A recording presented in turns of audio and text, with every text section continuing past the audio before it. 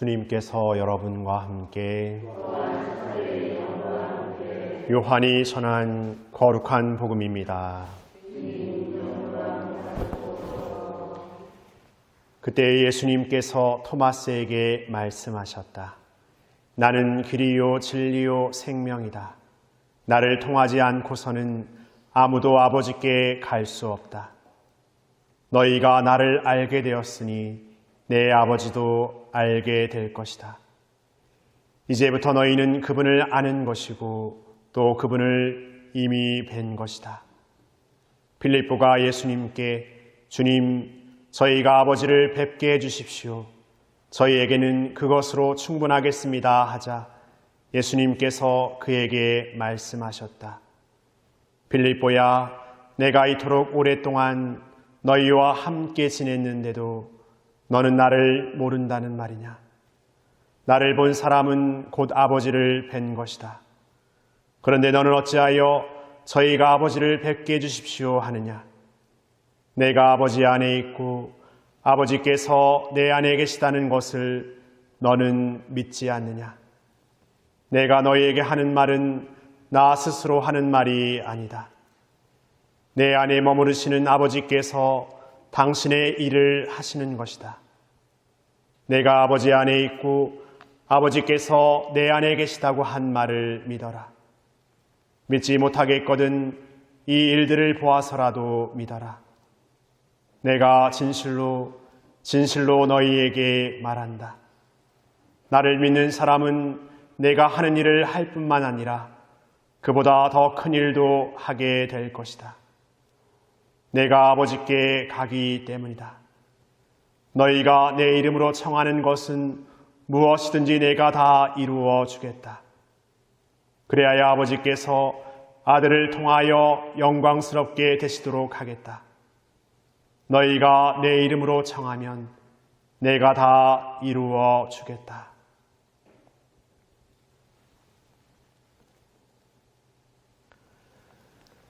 주님의 말씀입니다.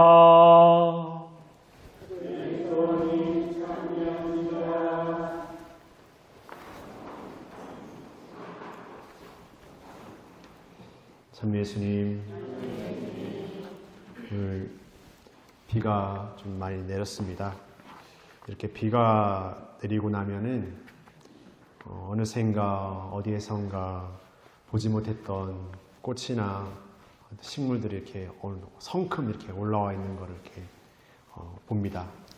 그래서 언제 여기에 이 꽃이 폈지 이렇게 생각하는데 그 비의 한 모금은 아니겠지만 그 한 번의 비로 그렇게 물을 흠뻑 먹더니 어느새 그냥 쑥 이렇게 올라오는 그 꽃을 보면서 이게 뭐 며칠을 거쳐서가 아니라 이렇게 한 번에도 이렇게 쑥 올라올 수 있는 거구나 좀 신비스럽게 생각됩니다. 근데 사실 그런 장면들을 우리가 이렇게 보려면은 그 꽃이 있는 자리를 지나가야 되고 또 어떻게 보면 꽃이 있는 자리를 지난다고 보는 것이 아니라 꽃이 있는 곳에 이렇게 멈춰 서야 보입니다. 우리가 어떤 것을 본다고 하면서 버스 타고 지나가면서 보면은 뭔가 제대로 볼라치면은 싹 지나가는 거죠. 뭔가 제대로 볼라치면 딱 지나가는 겁니다. 그러니까 우리가 뭔가를 잘 보려면 멈춰 서야 됩니다. 그런데 우리는 우리의 삶에서 너무나 바쁜 나머지 늘 지나치기만 하는 삶을 사는 거 있는지도 모르겠습니다.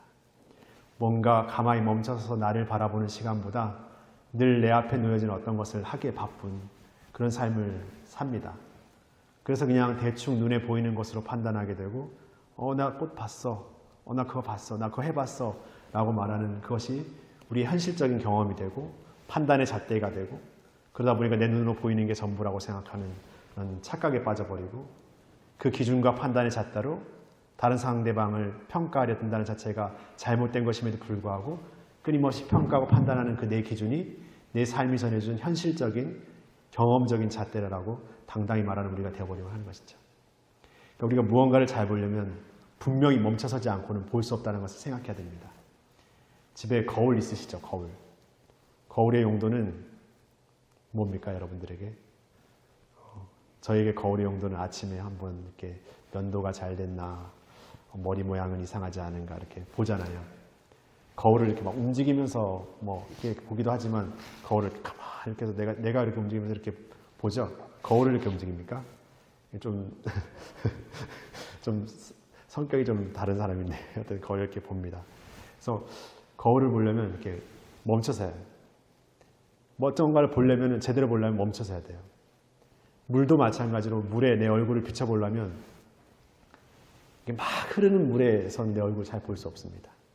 고요한 물에 있어서 딱 내 얼굴을 비춰줄 때 이렇게 그 얼굴이 잘 보이잖아요. 우리는 뭔가 우리를 비춰보기 위해서 멈춰서 해야 돼요. 그래야 내 자신을 정확히 볼 수 있어요.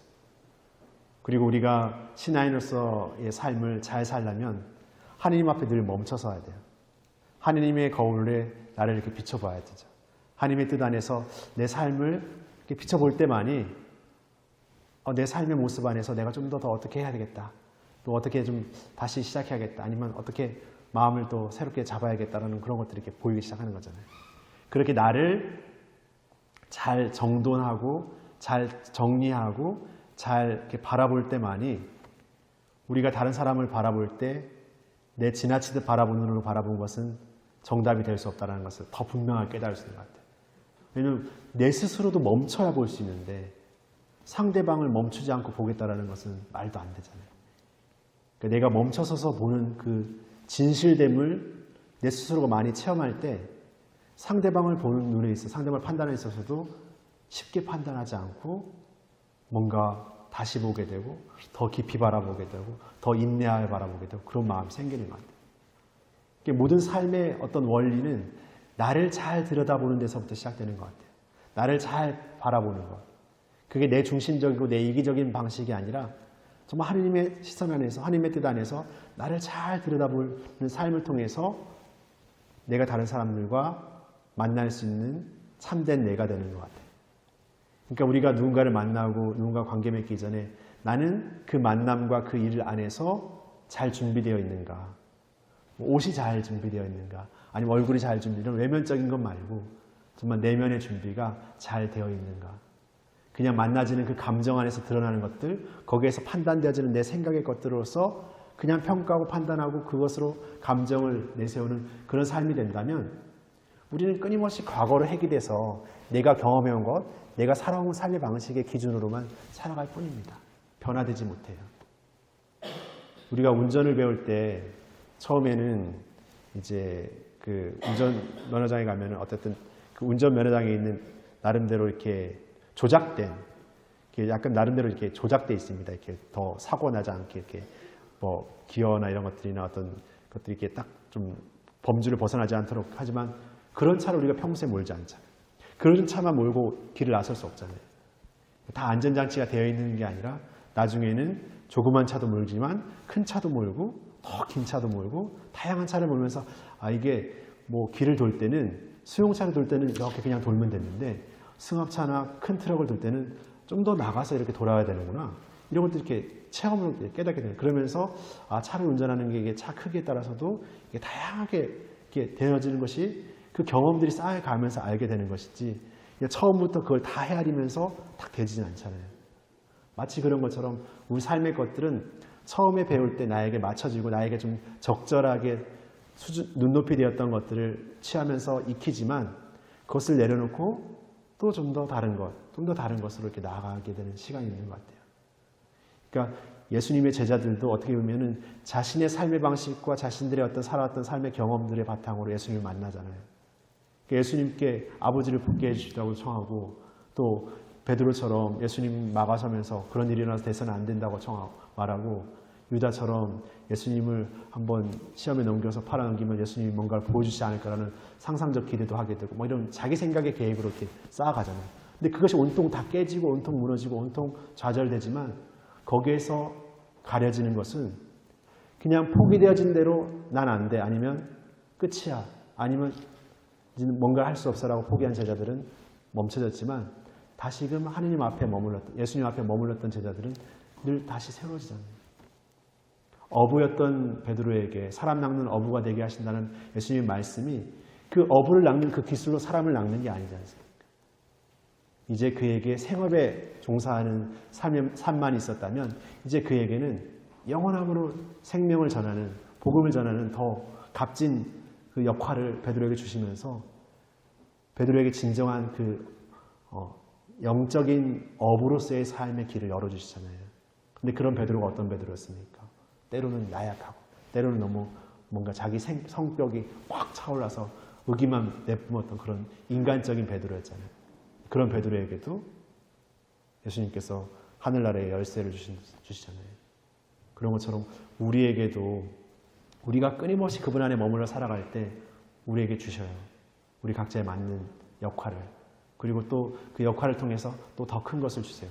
그러나 그 모든 것들이 우리에게 주어진 모든 그런 달란트들이 다 누군가를 위해서, 우리 모두를 위해서 주어진 선물이라는 것을 우리가 더 기억하게 될 때 그 값짐이 더 빛을 발하게 되는 것 같아요. 그래서 우리 자신을 값지고 귀하고 또 어떻게 보면 잘 이렇게 아름답게 꾸며가는 것, 그것이 가장 먼저일 것이고, 또 그런 삶을 또 드러내는 삶이 나를 드러내고 나를 자랑하는 삶이 아니라 봉사하고 헌신하고 더 그 선물을 나누는 삶이 될 수 있을 때 그 선물은 더 풍성한 100배, 1000배 열매가 돼서 우리 안에 맺어지는 게 아닌가 생각합니다. 그래서 우리 모두가 함께 살아가는 이 걸음 안에서 더욱 서로에게 더 선물이 되는 삶을 또 경주에 살아갔으면 좋겠습니다. 잠시 묵상하시겠습니다.